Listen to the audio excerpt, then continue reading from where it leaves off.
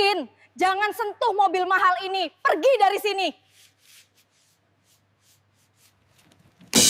Assalamualaikum sahabat. Bayangkan, seorang pria tua berpakaian lusuh, beraroma tanah dan peluh, melangkah masuk ke showroom mobil mewah. Tatapan sinis menusuk, senyum ejekan menghina langkahnya. Namun di balik kerutan wajahnya, tersembunyi kisah yang tak bisa dibeli dengan harga apapun. Saat tangannya menyentuh mobil impiannya, suara kasar datang memecah suasana. Orang miskin tak pantas di sini. Namun tak ada yang tahu, pria itu bukan sembarang tamu. Ia datang membawa kejutan yang akan membalikan dunia. Namun sebelumnya, tulis di kolom komentar dari daerah manakah sahabat berawal. Like dan subscribe ke channel ini. Saya doakan dilimpahkan rezekinya, disehatkan badannya, dan dikabulkan seluruh hajatnya oleh Allah Subhanahu wa Ta'ala. Lantai marmer showroom itu berkilau, memantulkan cahaya lampu kristal dari langit-langit tinggi.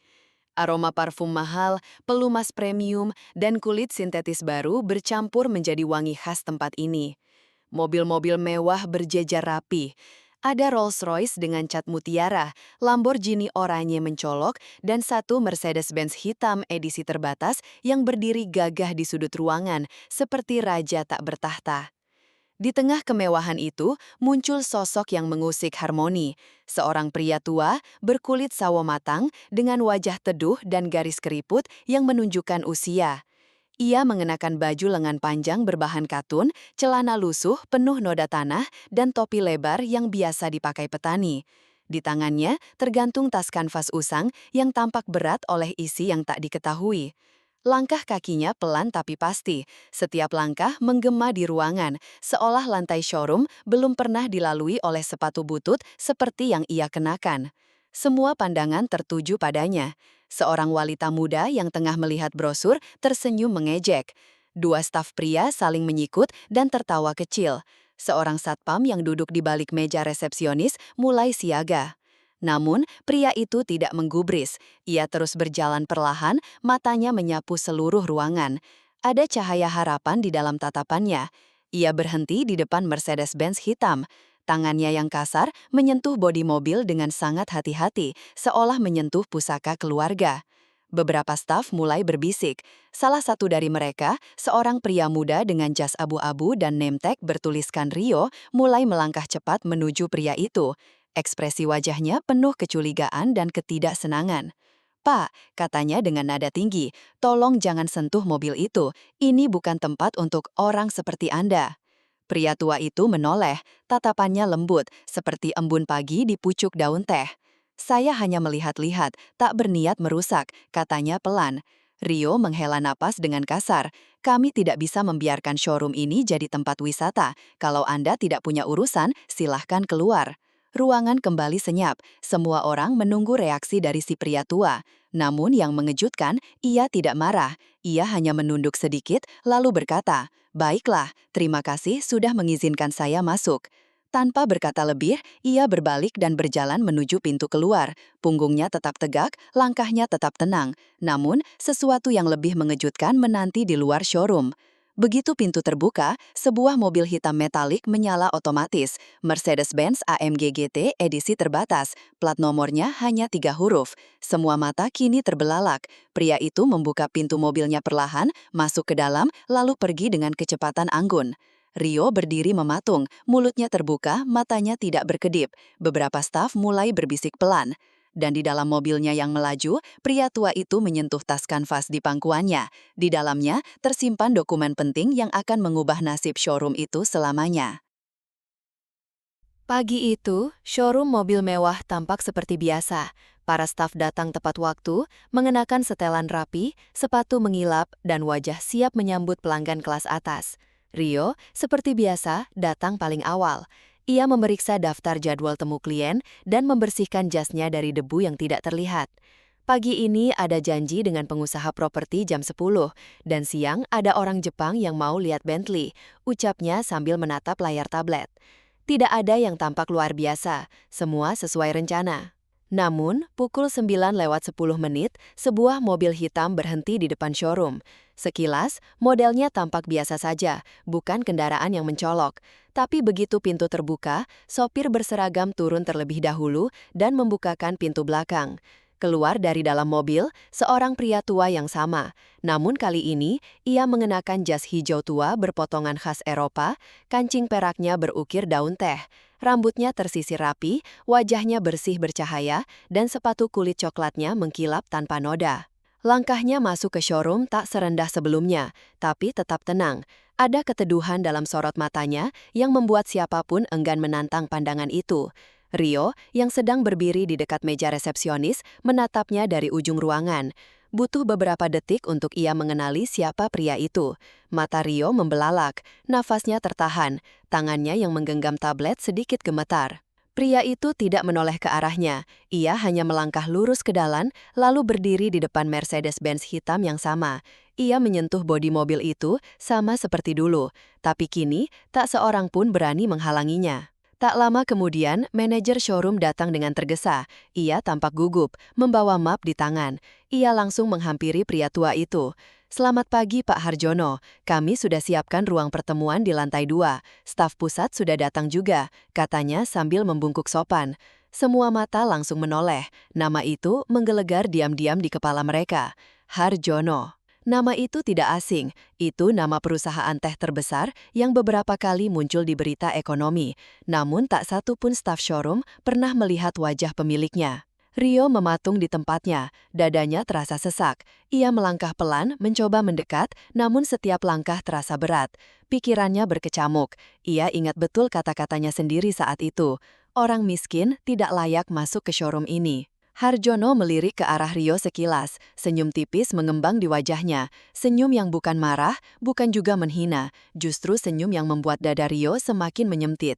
"Silahkan naik duluan Pak," ucap manajer sambil mempersilahkan Harjono menuju ruang pertemuan. Rio berdiri membeku. Ia ingin berbicara, ingin menjelaskan, ingin meminta maaf, tapi lidahnya keluh. Harjono sudah berjalan menjauh, tanpa berkata apa-apa. Dan untuk pertama kalinya, showroom itu benar-benar terasa sunyi, meski penuh orang. Pagi itu, showroom mobil mewah tampak seperti biasa. Para staf datang tepat waktu, mengenakan setelan rapi, sepatu mengilap, dan wajah siap menyambut pelanggan kelas atas. Rio, seperti biasa, datang paling awal. Ia memeriksa daftar jadwal temu klien dan membersihkan jasnya dari debu yang tidak terlihat. Pagi ini ada janji dengan pengusaha properti jam 10, dan siang ada orang Jepang yang mau lihat Bentley, ucapnya sambil menatap layar tablet. Tidak ada yang tampak luar biasa, semua sesuai rencana. Namun, pukul 9:10, sebuah mobil hitam berhenti di depan showroom. Sekilas, modelnya tampak biasa saja, bukan kendaraan yang mencolok. Tapi begitu pintu terbuka, sopir berseragam turun terlebih dahulu dan membukakan pintu belakang. Keluar dari dalam mobil, seorang pria tua yang sama. Namun kali ini, ia mengenakan jas hijau tua berpotongan khas Eropa, kancing peraknya berukir daun teh. Rambutnya tersisir rapi, wajahnya bersih bercahaya, dan sepatu kulit coklatnya mengkilap tanpa noda. Langkahnya masuk ke showroom tak serendah sebelumnya, tapi tetap tenang. Ada keteduhan dalam sorot matanya yang membuat siapapun enggan menantang pandangan itu. Rio, yang sedang berdiri di dekat meja resepsionis, menatapnya dari ujung ruangan. Butuh beberapa detik untuk ia mengenali siapa pria itu. Mata Rio membelalak, nafasnya tertahan, tangannya yang menggenggam tablet sedikit gemetar. Pria itu tidak menoleh ke arahnya. Ia hanya melangkah lurus ke dalam, lalu berdiri di depan Mercedes-Benz hitam yang sama. Ia menyentuh bodi mobil itu sama seperti dulu, tapi kini tak seorang pun berani menghalanginya. Tak lama kemudian, manajer showroom datang dengan tergesa. Ia tampak gugup, membawa map di tangan. Ia langsung menghampiri pria tua itu.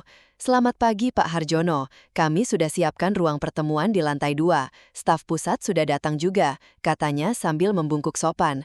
Semua mata langsung menoleh. Nama itu menggelegar diam-diam di kepala mereka. Harjono. Nama itu tidak asing, itu nama perusahaan teh terbesar yang beberapa kali muncul di berita ekonomi. Namun tak satu pun staf showroom pernah melihat wajah pemiliknya. Rio mematung di tempatnya, dadanya terasa sesak. Ia melangkah pelan, mencoba mendekat, namun setiap langkah terasa berat. Pikirannya berkecamuk. Ia ingat betul kata-katanya sendiri saat itu. Orang miskin tidak layak masuk ke showroom ini. Harjono melirik ke arah Rio sekilas, senyum tipis mengembang di wajahnya. Senyum yang bukan marah, bukan juga menghina, justru senyum yang membuat dada Rio semakin menyempit.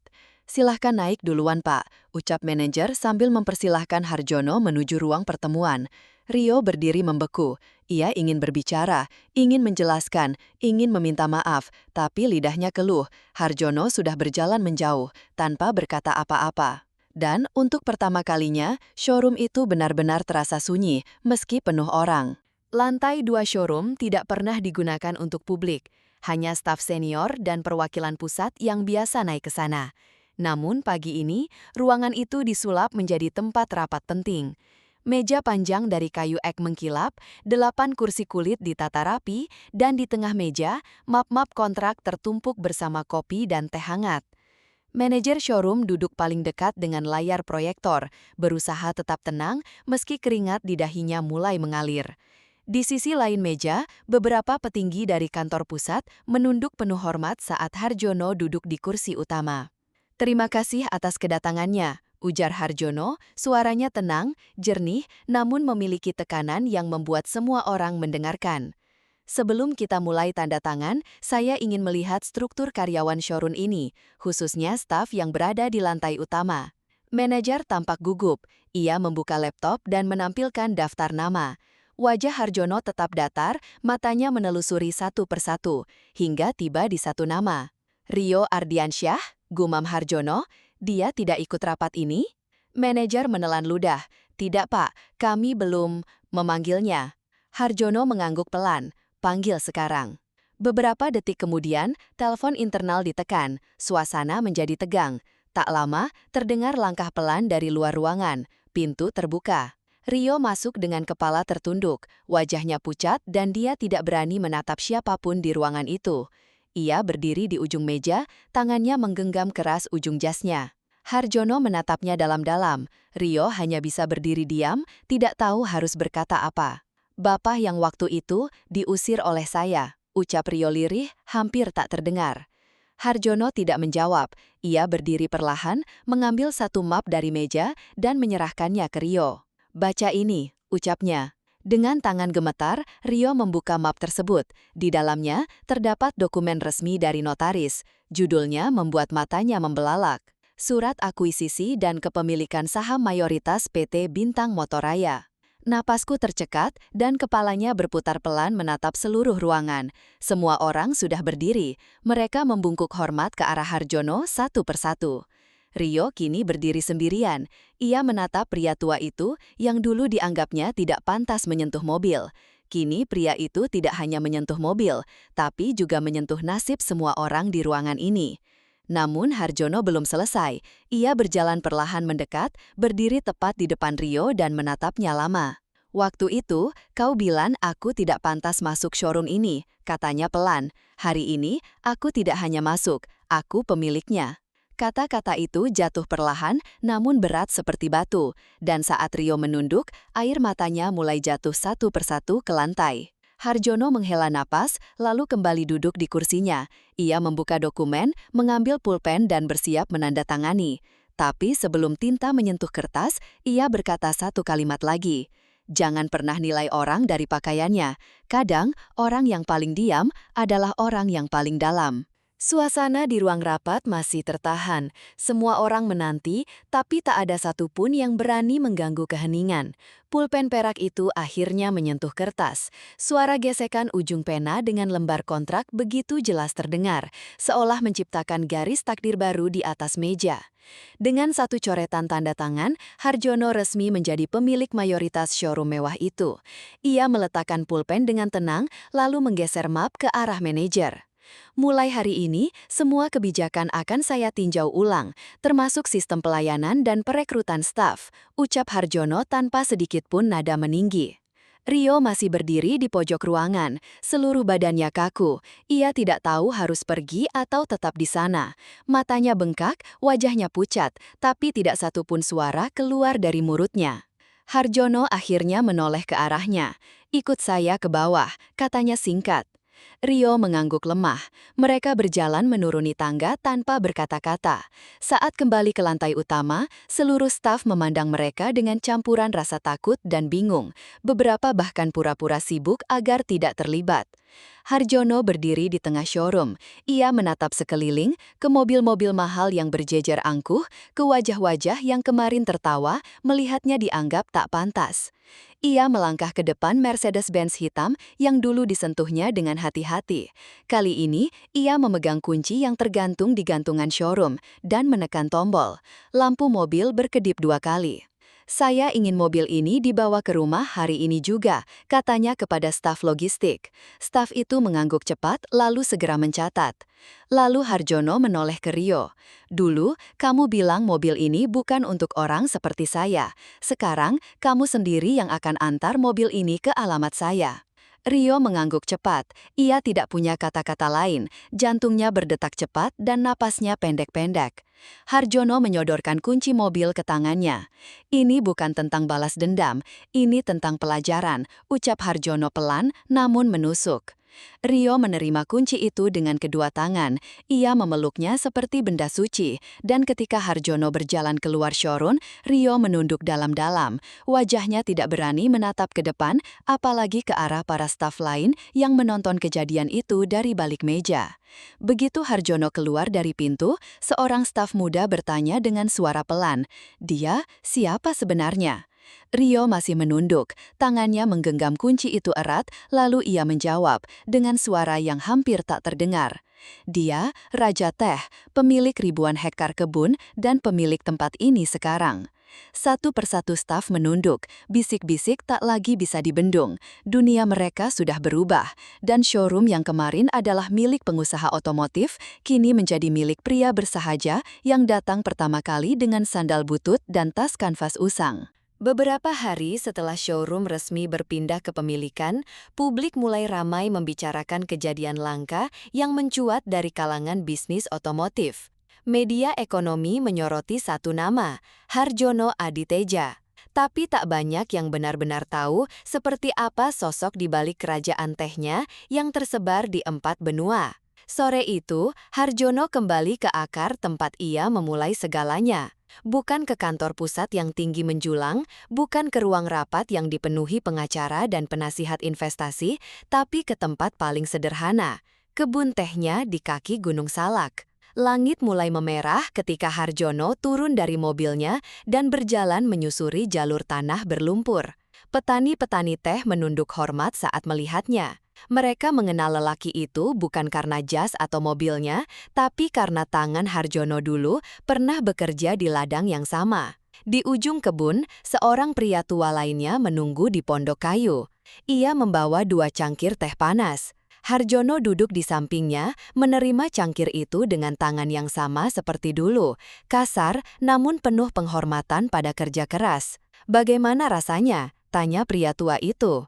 Harjono tersenyum, rasanya seperti daun teh pertama yang kupetik, pahit di awal, hangat di akhir. Mereka tertawa pelan, membiarkan angin gunung membawa aroma daun teh muda yang baru dipanen. Namun ketenangan itu tidak berlangsung lama. Ponsel Harjono bergetar. Ia menatap layar sebentar, lalu mengangkat. "Ya, bagaimana dengan showroom?" tanyanya. Suara sekretarisnya terdengar di seberang. "Ada surat permintaan maaf tertulis dari Rio, Pak. Ia juga mengajukan permohonan untuk tetap bekerja, bersedia ditempatkan di mana saja."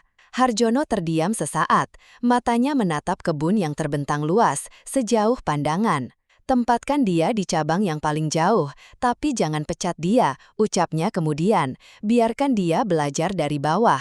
"Siap, Pak." Harjono menutup telepon, lalu kembali menyeruput teh. Ia tahu betul, pelajaran paling penting dalam hidup tidak diajarkan oleh sekolah, tapi oleh waktu dan pengalaman. Dan seseorang seperti Rio harus merasakannya sendiri, seperti ia dulu merasakan dinginnya pagi di ladang, lumpur di sela jari, dan beratnya memanggul karung teh. Hari mulai gelap, lampu-lampu pondok menyala. Di kejauhan, terlihat truk-truk pengangkut hasil panen mulai berjalan menuruni lembah. Harjono menatapnya lama, lalu berdiri. Aku harus kembali ke kota. Banyak hal yang harus dibenahi, banyak kesombongan yang perlu dikendurkan. Pria tua di sampingnya tertawa kecil. Kau tetap seperti dulu, tenang di atas, tapi akar tak pernah kau cabut. Harjono hanya tersenyum. Ia melangkah kembali ke mobilnya. Jalan di hadapannya masih panjang, tapi ia tidak pernah gentar, karena ia tahu langkah terkecil yang dijalani dengan tulus bisa menumbuhkan pohon yang menghidupi ribuan orang. 2 minggu telah berlalu sejak showroom itu berganti kepemilikan. Dalam waktu singkat, banyak hal berubah.